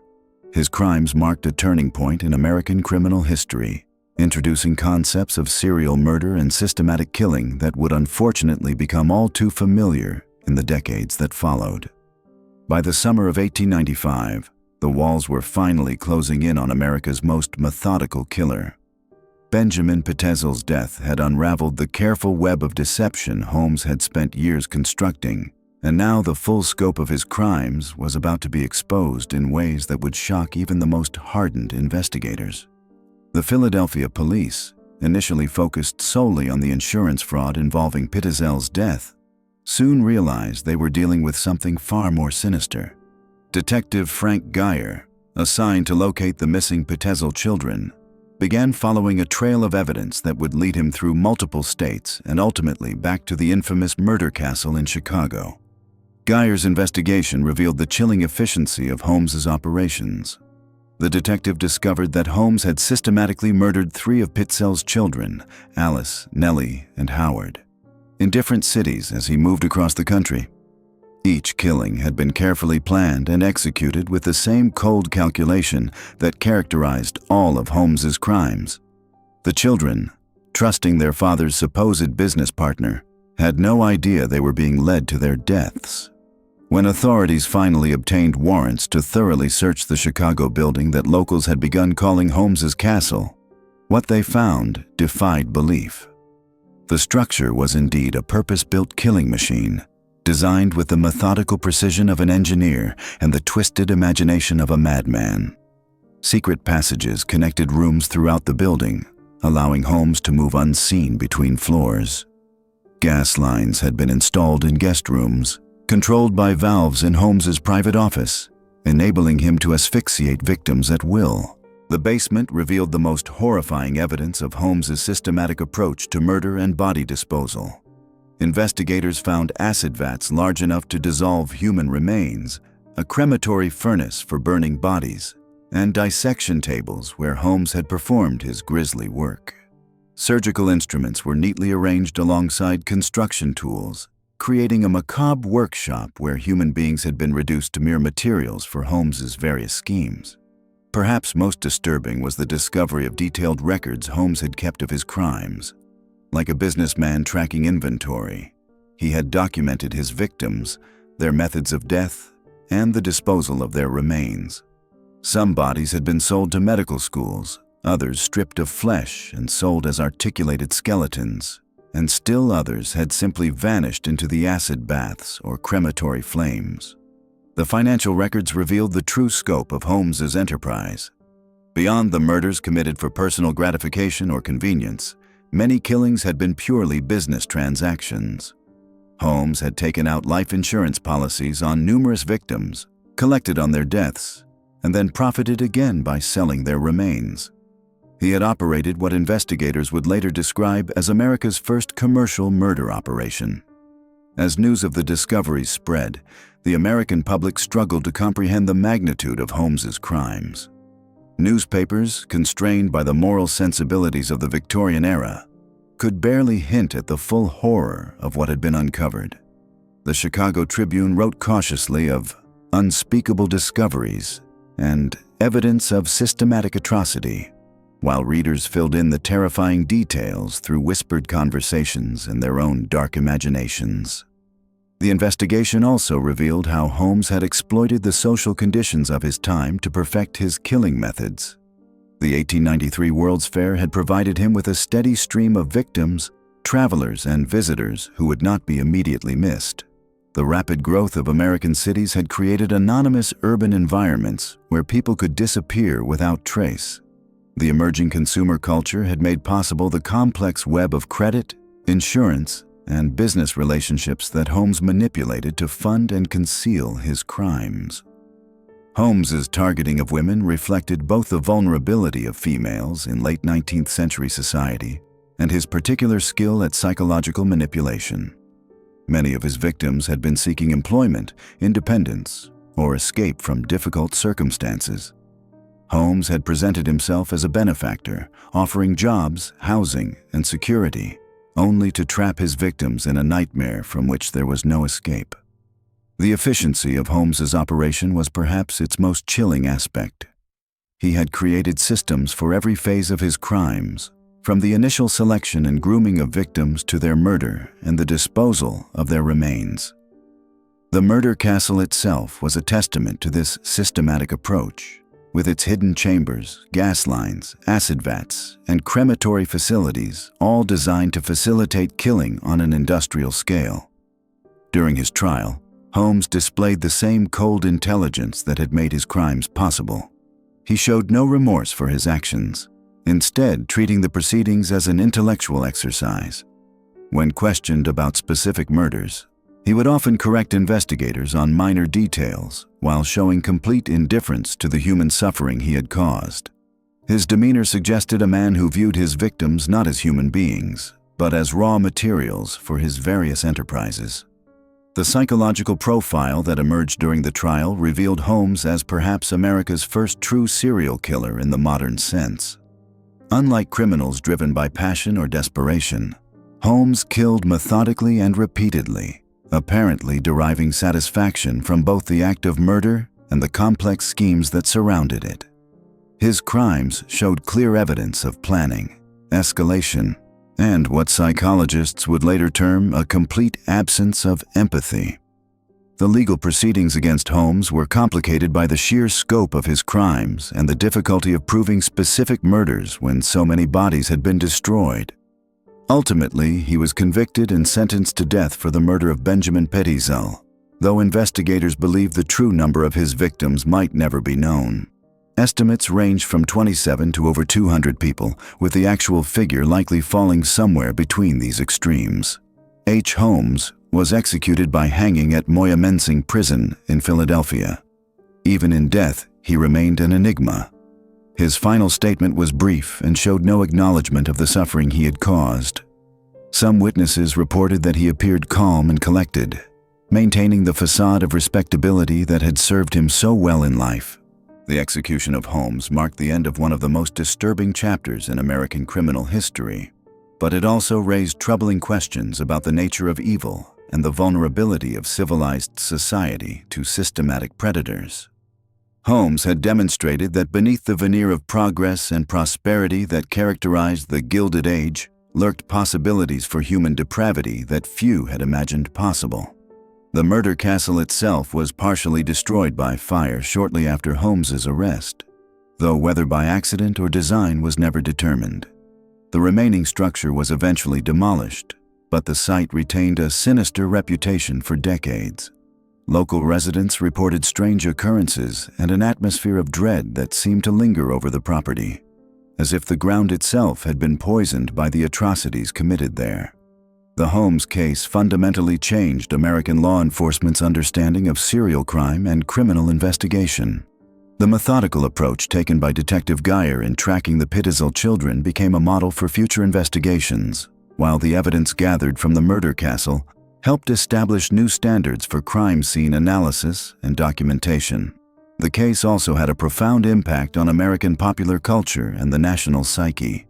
Holmes became the template for the charming but deadly psychopath, a figure that would haunt American literature, film, and television for generations to come. His story served as a dark counterpoint to the optimism of the progressive era, a reminder that technological advancement and social progress could not eliminate the capacity for human evil. H. Holmes remains a figure of fascination and horror. His crimes continue to be studied by criminologists, psychologists, and historians, seeking to understand how one individual could commit such systematic atrocities while maintaining an appearance of respectability. The murder castle, though long destroyed, lives on in the American imagination as a symbol of the hidden darkness that can lurk beneath the surface of civilized society.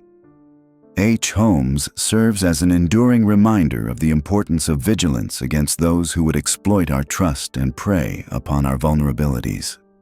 As Holmes's criminal enterprise reached its terrifying peak during the World's Fair, the sheer volume of disappearances began creating patterns that even the most skilled manipulator couldn't hide forever. The fair brought unprecedented crowds to Chicago, but it also brought unprecedented scrutiny.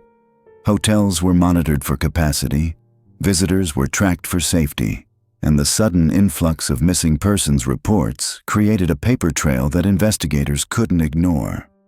The first cracks in Holmes's facade appeared when insurance companies began comparing notes. Multiple claims were filed for individuals who had supposedly died in different states, yet all seemed connected to the same Chicago address. The amounts were substantial, the documentation was suspiciously similar, and the beneficiaries often shared uncomfortably close relationships with one Herman Webster Mudgett, also known as Dr. Henry Howard Holmes. Detective Frank Geyer of the Philadelphia Police Department became the primary investigator assigned to untangle what was rapidly becoming one of the most complex criminal cases in American history. Geyer was methodical, patient, and possessed the kind of analytical mind that could see patterns where others saw only chaos. He began by mapping every insurance claim, every missing person report, and every property transaction connected to Holmes over the previous 5 years. What emerged was a web of deception so intricate that it defied belief. Holmes hadn't simply been killing random victims for profit. He had been systematically targeting specific types of people: young women traveling alone, families with substantial life insurance policies, business partners with valuable assets, individuals whose disappearances might be explained away as voluntary departures for new opportunities in the rapidly expanding American frontier. The breakthrough came when Geyer discovered that Holmes had been using multiple identities to purchase property, secure loans, and establish business relationships across several states. Bank records showed a pattern of large cash deposits followed by immediate withdrawals, suggesting Holmes was converting his victims' assets into portable wealth. More damning still were the shipping records that showed regular deliveries of lime, acid, and other chemicals to the castle, far exceeding what any legitimate business would require. When authorities finally obtained warrants to conduct a thorough search of the castle, they were prepared for the worst. What they found exceeded their darkest expectations. The building was a monument to systematic murder, engineered with the precision of a factory and the cruelty of a torture chamber. Every room told a story of calculated violence. Every hidden passage revealed another layer of Holmes's methodical approach to killing. The basement contained evidence of at least 40 individual victims, though the exact number would never be known. Some bodies had been completely dissolved in acid baths. Others had been dismembered and sold to medical schools piece by piece.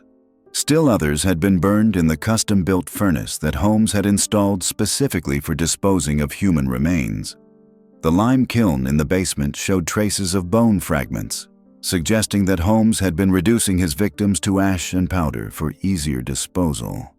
But perhaps most chilling were the detailed records Holmes had kept of his activities. Hidden in a secret compartment behind a false wall, investigators discovered journals that documented not just the murders, but Holmes's psychological state throughout his killing spree. The entries revealed a man who viewed his victims not as human beings, but as resources to be harvested and problems to be solved. One entry, dated during the height of the World's Fair, read, "The efficiency of the operation continues to improve. Processing time from initial contact to final disposal has been reduced to an average of 18 hours. Another entry, written just months before his capture, showed Holmes's growing confidence in his methods. The system is now perfected. Each component serves multiple purposes. The rooms generate rental income while functioning as holding areas. The furnace disposes of evidence while providing heat for the building. The acid baths eliminate traces while creating valuable materials for sale." The investigation revealed that Holmes's operation had been far more extensive than initially believed. Property records showed that he had purchased or leased buildings in at least 6 different cities, each modified with similar hidden chambers and disposal systems. The castle in Chicago was merely the largest and most sophisticated of his killing facilities. Financial records indicated that Holmes had generated over $200,000 in profit from his criminal activities, an astronomical sum for the time period. This wealth had been accumulated through insurance fraud, property theft, the sale of bodies to medical institutions, and the liquidation of his victims' personal assets. He had created what investigators termed a murder industry, complete with supply chains, processing facilities, and distribution networks. The scope of Holmes's crimes became clear when investigators began tracking his movements prior to settling in Chicago. Evidence suggested that he had been killing for profit since his college days, refining his methods and expanding his operations with each relocation. The body-snatching activities during his medical school years had been merely the beginning of a criminal career that spanned nearly 2 decades. What made Holmes particularly dangerous was his ability to blend into respectable society while conducting his murderous business.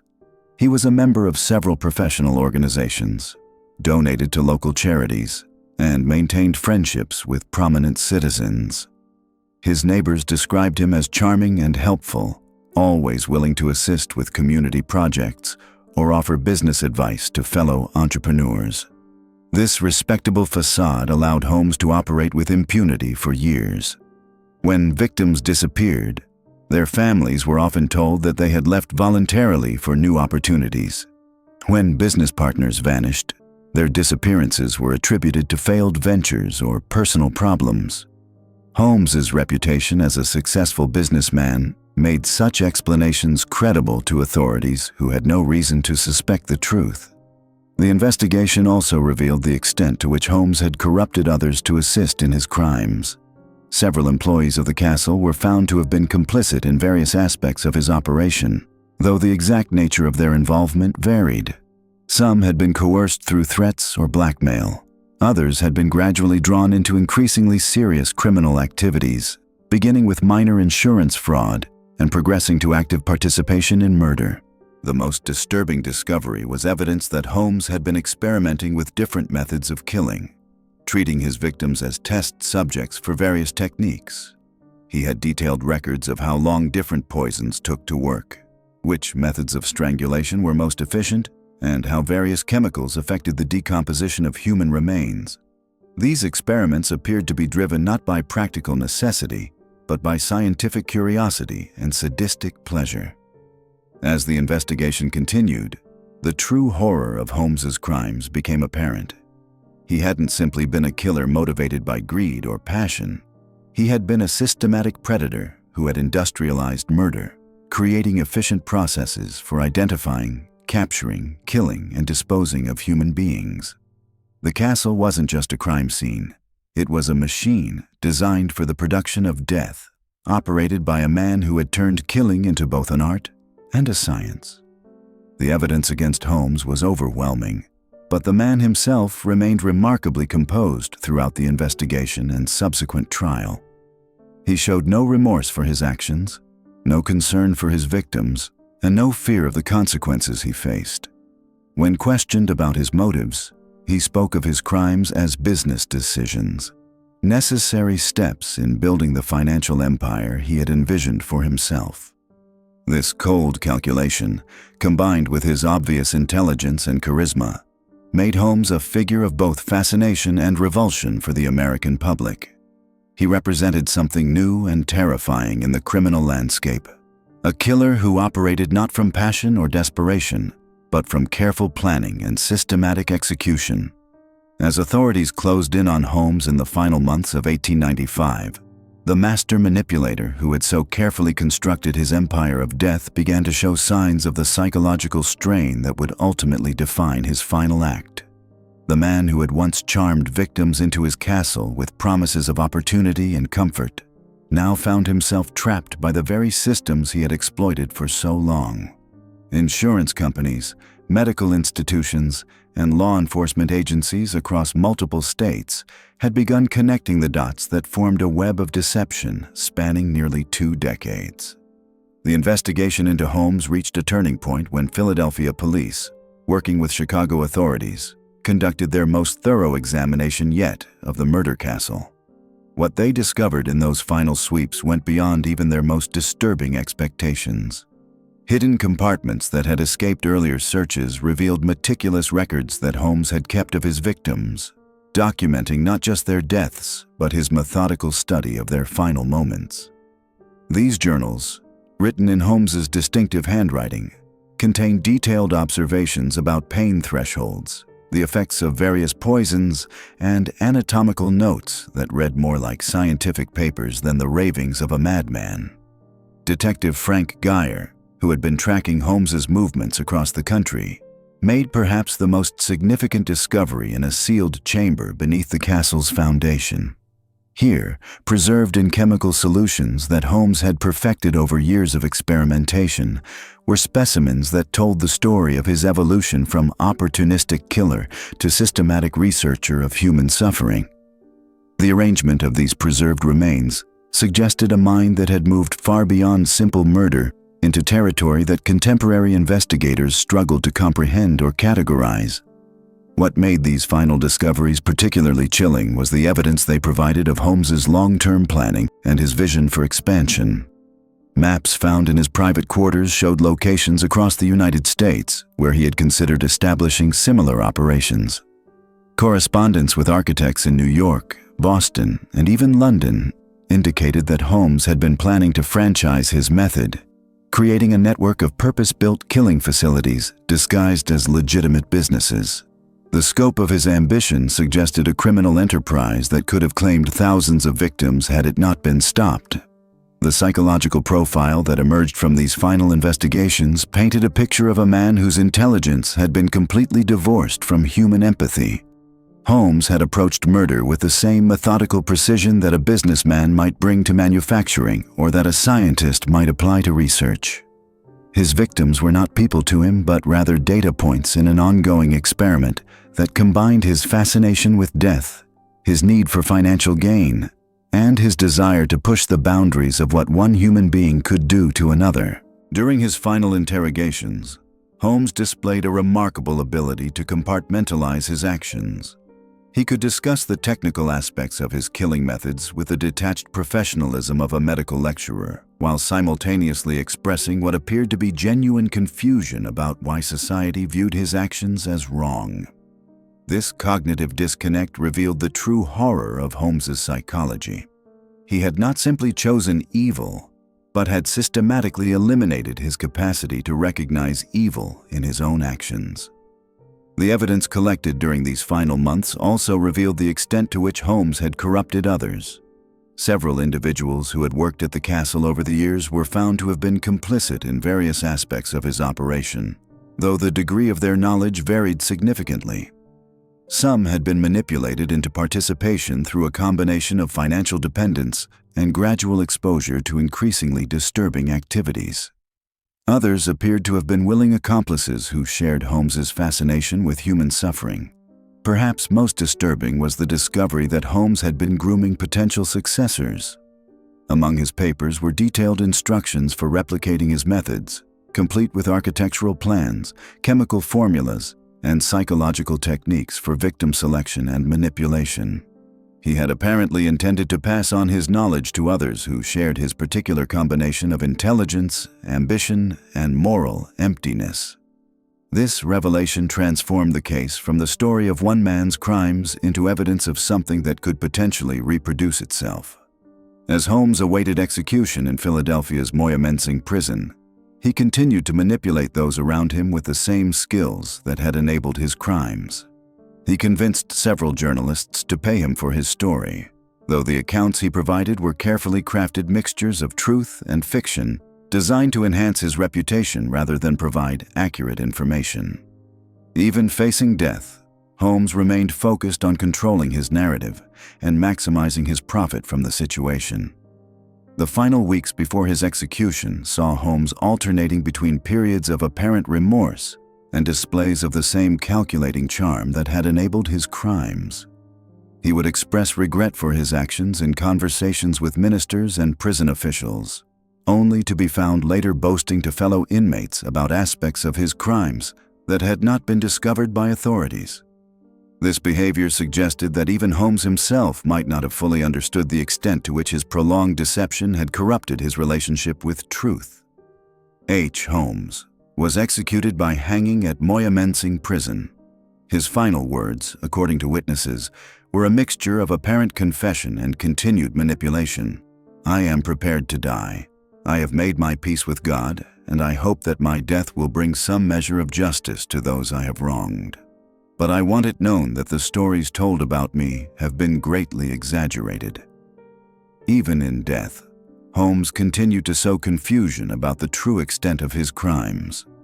The ambiguity of his final statement left investigators and the public uncertain about which of his confessions were true and which were simply more examples of his lifelong pattern of deception. This uncertainty would persist for decades, contributing to the legend that grew around his name and ensuring that the full truth about his crimes might never be known. H. Holmes marked the end of one of the most complex and disturbing criminal cases in American history, but it also marked the beginning of a new era in criminal investigation and public awareness of the potential for evil that could hide behind facades of respectability and charm. The methods developed to investigate Holmes's crimes would become standard practices in law enforcement, while the psychological insights gained from studying his behavior would contribute to the emerging field of criminal psychology. The murder castle itself was destroyed by a suspicious fire just months after Holmes's execution, eliminating much of the physical evidence of his crimes. Some suspected that this fire was deliberately set by individuals who had been complicit in Holmes's activities and feared that further investigation might implicate them. Others believed it was simply the result of public anger and the desire to erase a symbol of such concentrated evil from the landscape. H. Holmes extends far beyond the immediate impact of his crimes. He established the template for what would later be recognized as the serial killer, an individual who kills multiple victims over an extended period, often following a specific pattern or methodology. His use of charm and manipulation to gain victims' trust, his creation of elaborate scenarios to facilitate his crimes, and his ability to maintain a public facade while conducting horrific acts in private would be echoed in countless cases that followed. The case also highlighted the vulnerabilities in the systems that Holmes exploited. The lack of communication between law enforcement agencies in different jurisdictions, the ease with which false identities could be created and maintained, and the willingness of institutions to accept documentation and credentials without thorough verification. Many of the reforms in police work, insurance investigation, and medical ethics that were implemented in the early 20th century can be traced directly to lessons learned from the Holmes case. H. Holmes' case forced American society to confront the reality that extraordinary evil could exist within apparently ordinary individuals. The comfortable assumption that criminals were easily identifiable by their appearance, background, or social status was shattered by Holmes, who demonstrated that intelligence, charm, and social respectability could not only coexist with murderous intent, but could actually facilitate it. H. Holmes and his murder castle remains relevant today as a reminder of the capacity for human evil and the importance of maintaining robust institutions and investigative practices to detect and prevent such crimes. H. Holmes and his World's Fair Hotel of Death extends far beyond his execution in 1896. What the public never learned was that Holmes's arrest and trial were merely the beginning of a much darker story that would unfold over the next several decades. Following Holmes's capture in Boston, authorities began the massive undertaking of investigating his murder castle in Chicago. What they discovered defied their worst expectations. The building's basement revealed a sophisticated network of chambers that had been constructed with the precision of a master engineer. Gas lines had been carefully routed to individual rooms, allowing Holmes to control the flow of lethal vapors with surgical precision. Acid vats, some still containing partially dissolved human remains, lined the walls of what Holmes had euphemistically called his laboratory. The investigation team, led by Detective Frank Geyer, documented over 200 separate architectural modifications that served no purpose other than facilitating murder. Hidden passages connected every floor, allowing Holmes to move bodies without detection. Sound-dampening materials had been installed in walls to muffle screams. Even the building's ventilation system had been redesigned to prevent the escape of telltale odors. Perhaps most chilling was the discovery of Holmes's detailed journals, hidden within a specially constructed vault beneath the basement floor. These documents revealed the true scope of his operations. Holmes had maintained meticulous records of every victim, including their personal details, methods of murder, and the ultimate disposal of their remains. The journals read like a grotesque business ledger, with entries noting the profitability of each killing. The investigation revealed that Holmes's operation had been far more extensive than initially believed. His network of contacts included corrupt officials, unscrupulous medical professionals, and criminal associates in multiple cities. Insurance companies across the Midwest had unknowingly paid out thousands of dollars in fraudulent claims orchestrated by Holmes. Medical schools in Chicago, Philadelphia, and New York had received carefully prepared specimens without questioning their suspicious origins. Detective Geyer's team uncovered evidence that Holmes had been operating similar schemes in other cities long before establishing his Chicago headquarters. Property records showed that he had owned buildings in Detroit, Indianapolis, and Toronto, all of which shared architectural similarities to the murder castle. When authorities investigated these properties, they found additional evidence of Holmes's activities, including more human remains and documentation of his expanding criminal enterprise.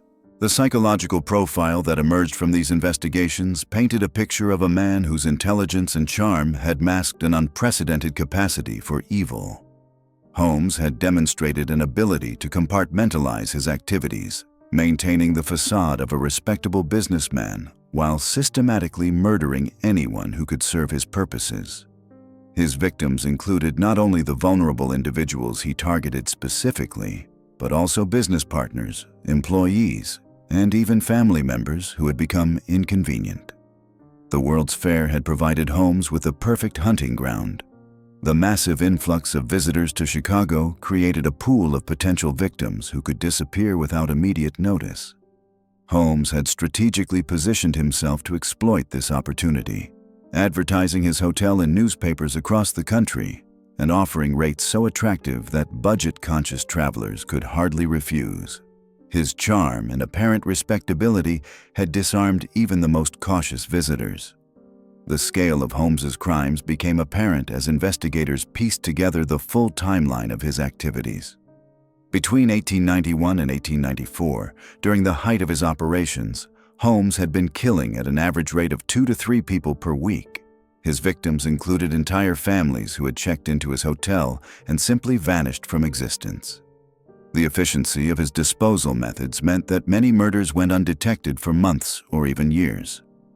The investigation also revealed the sophisticated nature of Holmes's psychological manipulation techniques.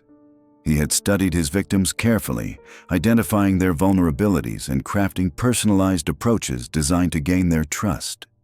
Women were often seduced with promises of marriage or employment opportunities. Families were lured with offers of affordable accommodations during their Chicago visit. Business associates were drawn in with seemingly legitimate investment opportunities. Holmes's ability to maintain multiple identities had been crucial to his success. Investigators discovered that he had used at least 15 different names during his criminal career, each supported by carefully constructed documentation. He had maintained separate bank accounts, insurance policies, and property holdings under these various identities, creating a complex web of aliases that had confounded authorities for years. The medical knowledge that Holmes had acquired during his education had proven instrumental in his crimes. His understanding of human anatomy allowed him to dispose of bodies efficiently, while his knowledge of chemistry enabled him to use various poisons and gases without leaving obvious traces. His medical training had also provided him with the skills necessary to prepare specimens for sale to medical institutions, turning his victims into sources of additional profit. The investigation uncovered evidence that Holmes had been experimenting with new methods of murder throughout his criminal career. His journals contained detailed notes on the effectiveness of different poisons, the optimal concentrations of various gases, and innovative techniques for causing death while minimizing physical evidence. These writings revealed a mind that approached murder with the same systematic methodology that a scientist might apply to any other field of study. The financial aspects of Holmes's operation were equally sophisticated. He had developed a complex system for laundering money obtained through insurance fraud, property schemes, and the sale of human remains.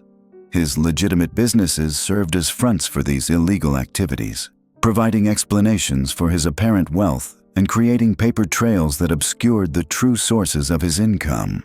The psychological impact of Holmes's crimes extended far beyond his immediate victims. The families and friends of those who disappeared often spent years searching for their loved ones, never knowing their fate. The discovery of Holmes's activities created a wave of fear that rippled through communities across the Midwest, as people realized how easily they or their family members could have become victims. The investigation also exposed the systemic failures that had allowed Holmes to operate undetected for so long. Inadequate communication between law enforcement agencies in different jurisdictions had prevented authorities from recognizing patterns in his criminal activity. The lack of standardized procedures for verifying insurance claims had made it easy for Holmes to collect payments on fraudulent policies. The absence of regulations governing the sale of human remains to medical institutions had provided him with a ready market for his victims' bodies. The trial proceedings revealed the full extent of Holmes's manipulation and deception. Even while facing execution, he continued to lie and scheme, attempting to negotiate deals with prosecutors and creating false confessions designed to mislead investigators. His behavior in court demonstrated the same cold calculation that had characterized his criminal activities, showing no genuine remorse for the suffering he had caused. The aftermath of Holmes's execution saw continued investigations into his network of associates and accomplices. Several individuals who had assisted him in various capacities were prosecuted and convicted, though many others likely escaped justice entirely. The corrupt officials and medical professionals who had facilitated his activities often faced little more than professional embarrassment, as proving their knowing participation remained difficult. The murder castle itself became a source of morbid fascination for the public. After the investigation concluded, the building was sold and briefly operated as a tourist attraction before being destroyed in a mysterious fire in 1895. Many suspected that the fire had been deliberately set to eliminate remaining evidence or to put an end to the ghoulish spectacle that the building had become. H. Holmes and his World's Fair Hotel of Death fundamentally changed American law enforcement and criminal investigation procedures. The case demonstrated the need for better communication between jurisdictions and more sophisticated methods for tracking criminals who operated across state lines. It also led to increased regulation of the insurance industry and stricter oversight of medical institutions. The story of Holmes serves as a chilling reminder of the capacity for evil that can exist within seemingly ordinary individuals. His intelligence, education, and social skills made him all the more dangerous, as they provided him with the tools necessary to manipulate and deceive his victims. The systematic nature of his crimes and the calculated brutality with which he operated represent one of the darkest chapters in American criminal history.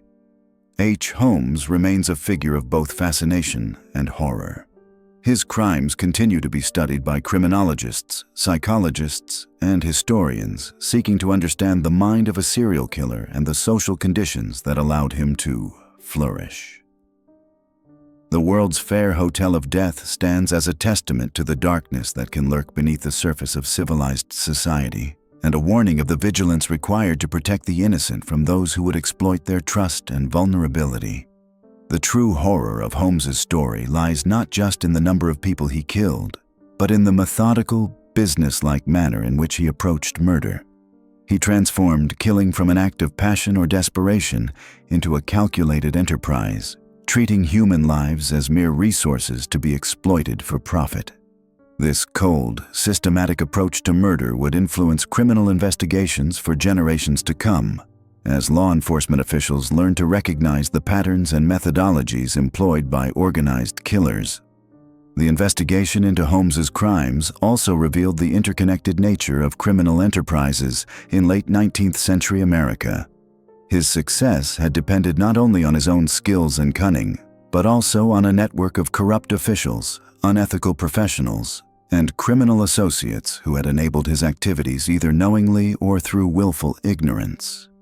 This realization led to significant reforms in various industries and institutions, as authorities recognized the need for better oversight and accountability. The psychological profile of Holmes that emerged from the investigation established many of the characteristics that criminologists now associate with organized serial killers. His ability to compartmentalize his criminal activities while maintaining a normal public facade, his methodical approach to selecting and disposing of victims, and his complete lack of empathy for those he harmed became hallmarks of a particular type of criminal mind that continues to challenge law enforcement today.